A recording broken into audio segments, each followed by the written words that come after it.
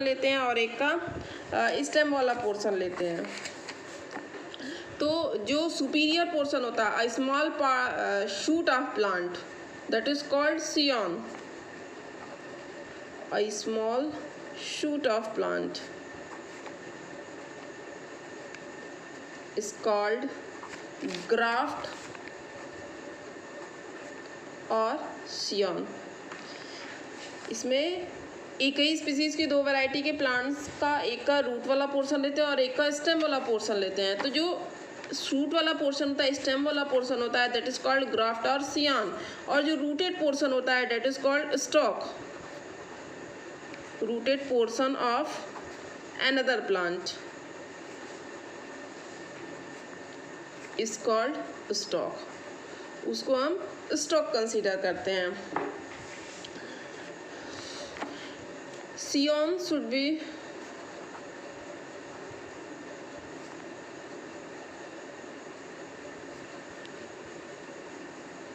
cutted obliquely।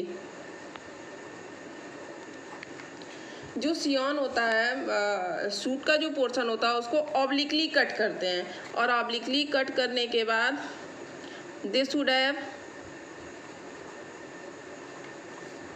Cambium ring.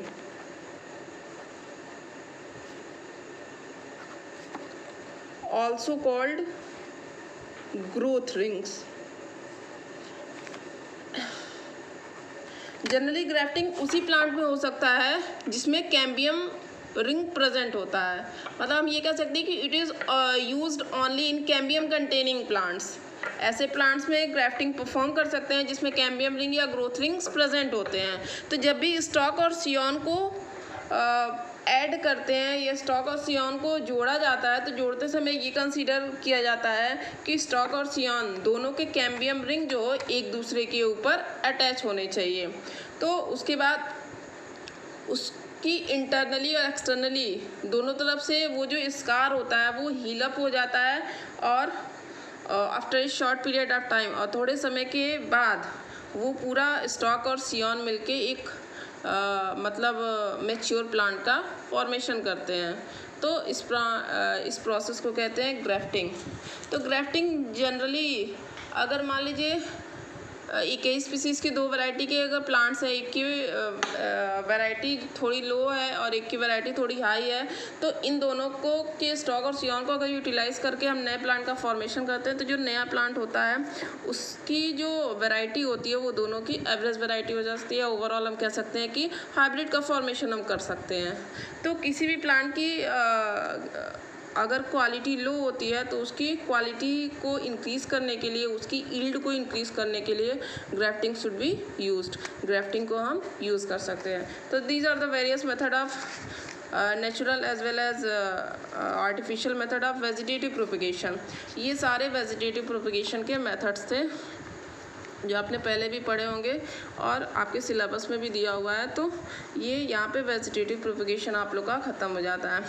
Next topic जो आप लोग को पढ़ना है, और नेक्स्ट सबसे इम्पॉर्टेंट टॉपिक जो है वो सेक्सुअल रिप्रोडक्शन है। एक चीज़ आप लोग के बुक में दी हुई है कि जनरली जो लोअर प्लांट्स होते हैं, तो लोअर प्लांट्स में जनरली जब कंडीशन एडवर्स होती है, तो जनरली लोअर प्लांट्स में तो एसेक्सुअल रिप्रोडक्शन ही होता है। जैसे लोअर प्लांट्स को अगर हम कंसीडर करें, तो लोअर प्लांट्स में आपकी एनसीईआरटी में ये चीज़ दी हुई है, लोअर प्लांट्स जैसे एल्गी एंड फंगस। तो एल्गी और फंगस में तो जनरली एसेक्सुअल रिप्रोडक्शन ही देखने को मिलता है कि इनमें एसेक्सुअल मोड ऑफ रिप्रोडक्शन होता है। लेकिन इन एडवर्स कंडीशन, जब भी कंडीशन एडवर्स होती है, या हम इसको कह सकते हैं अनफेवरेबल कंडीशन, या कंडीशन अनफेवरेबल होती है, उस समय इनमें asexual reproduction switch to sexual reproduction. तो इन प्लांट्स में एसेक्सुअल रिप्रोडक्शन एडवर्स कंडीशन के समय सेक्सुअल रिप्रोडक्शन में स्विच कर जाता है।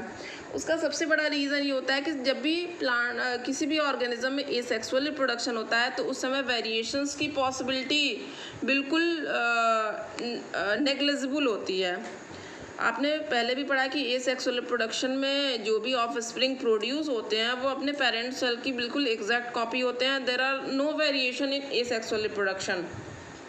तो अगर वेरिएशन नहीं होते हैं और अगर कंडीशन अनफेवरेबल होगी तो सारे ऑफस्प्रिंग एक साथ क्या हो जाएंगे, डाई कर जाएंगे और एक्सटिंक्ट हो जाएंगे। लेकिन अगर सेक्सुअल रिप्रोडक्शन होता है एडवर्स कंडीशन के समय, तो आपको पता है कि सेक्सुअल रिप्रोडक्शन में वेरिएशंस होते हैं। इसमें जो ऑफस्प्रिंग प्रोड्यूस होते हैं that is not genetically similar, वो जेनेटिकली मॉर्फोलॉजिकली सिमिलर नहीं होते हैं।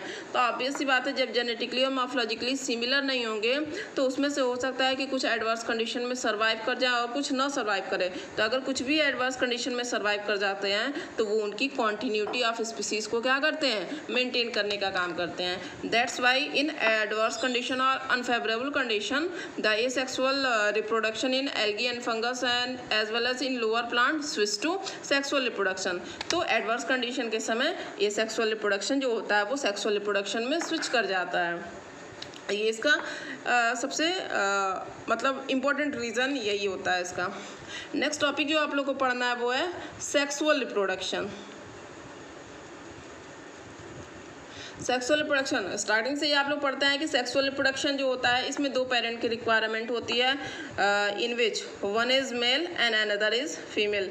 जनरली सेक्सुअल रिप्रोडक्शन जो होता है वो हायर प्लांट्स में ही होता है, कुछ लोअर प्लांट्स में भी सेक्सुअल रिप्रोडक्शन होता है, लेकिन हायर प्लांट्स में it can be easily detectable, इसको आसानी से हम डिटेक्ट कर सकते हैं। इसमें दो पेरेंट्स इन्वॉल्व होते हैं, in which one is male and another is female. Male is formed male gamete and female is formed female gamete। Male और फीमेल गैमेट फ्यूज़ करते हैं, फ्यूज़ करने के बाद जाइगोट बनता है and this zygote develops into new offspring, और ये जाइगोट जो होता है वो नए ऑफस्प्रिंग में डेवलप करता है। तो आपको जो सेक्सुअल रिप्रोडक्शन पढ़ना है वो 3 स्टेप में पढ़ना है। इसमें जो सबसे पहला है वो है pre fertilisation, pre fertilisation events. Fertilisation के पहले के इवेंट्स के बारे में पढ़ना है। दूसरा है फर्टिलाइजेशन, सेकेंड स्टेप जो आपको पढ़ना है वो है फर्टिलाइजेशन, और थर्ड स्टेप जो आपको पढ़ना है वो पोस्ट फर्टिलाइजेशन इवेंट्स है। इसको 3 स्टेप में आपको कंप्लीट करना है। तो इसमें जो प्री फर्टिलाइजेशन इवेंट्स होता है मतलब फर्टिलाइजेशन के पहले किसी भी ऑर्गेनिज्म में किस तरह के इवेंट्स होते हैं, तो इसमें जनरली आता है gamete formation and gamete transfer. कैसे किसी भी इंडिविजुअल में गैमीट्स का फॉर्मेशन होता है और गैमीट्स का ट्रांसफ़र कैसे होता है। सेकंड जो होता है after transfer of gametes how fusion of male and female gamete take place, that is also known as fertilisation. और जो लास्ट होता है पोस्ट फर्टिलाइजेशन इवेंट्स। तो पोस्ट फर्टिलाइजेशन इवेंट्स में आपको जनरली एम्ब्रियोजेनेसिस के बारे में पढ़ना है कि अगर जाइगोट का फॉर्मेशन हो जाता है तो जाइगोट के फॉर्मेशन होने के बाद कैसे एम्ब्रियो का फॉर्मेशन होता है। That process is called embryogenesis and it is a part of post fertilisation events. तो इसको हम लोग नेक्स्ट क्लास में पढ़ेंगे। Thank you so much.